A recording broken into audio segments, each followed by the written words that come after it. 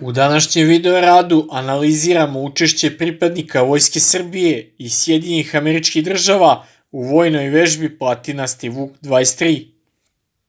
Naime, u vojnoj bazi Jug kod Bujanovca od 15. do 27. juna u organizaciji Vojske Srbije i oružanih snaga Sjedinjenih Američkih Država i uz učešće još 8 zemalja se održava međunarodna vojna vežba Platinasti Vuk 23 za uvežbavanje vojnika za razne situacije u mirovnim misijama.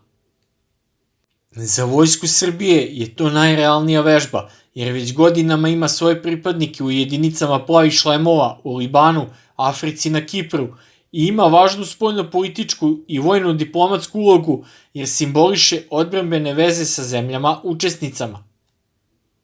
Ovo je 8. vežba Platinasti Vuk i okupila je oko 600 vojnika iz Srbije, Sjedinjenih Američkih Država, Bosne i Hercegovine, Mađarske, Rumunije, Slovenije, Severne Makedonije, Velike Britanije, Italije i Grčke.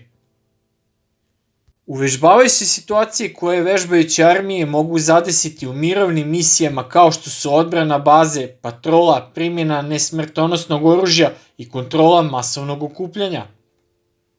S obzirom da Vojska Srbije već godinama ima vojnike u misijama Ujedinjenih nacija u Libanu, na Kipru i Africi, Platinasti Vuk je vežba u skladu sa najrealnijim potrebama oružanih snaga.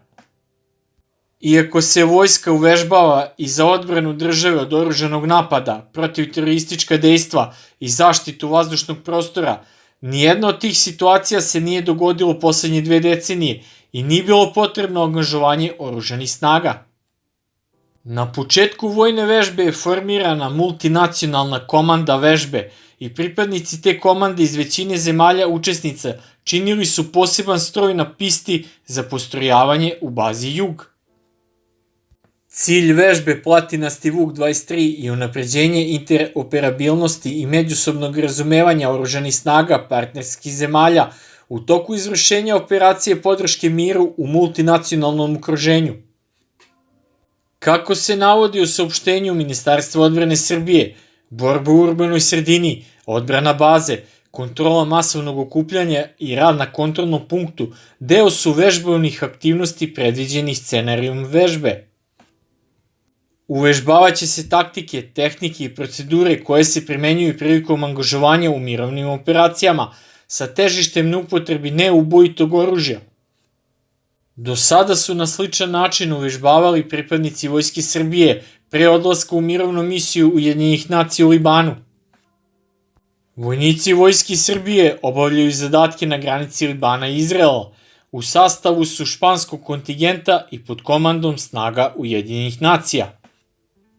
To je jedina međunarodna vojna vežba koju Srbija zajednički organizuje sa nekom drugom zemljom i jedan od simbola programa državnog partnerstva Srbije i Nacionalne garde Ohaja, započetog još 2006. godine. Ova vojna vežba je takođe značajna jer se njome produbljuje vojna saradnja Vojske Sjedinjenih Američkih Država i Nacionalne garde Ohaja sa jedne i Vojske Srbije sa druge strane, a i ranije su donirale proteklih godina Vojsci Srbije opremu za opremanje objekata i poligona na bazi Jug i obližnjim vojnim kompleksima Vrtogoš i Borovac.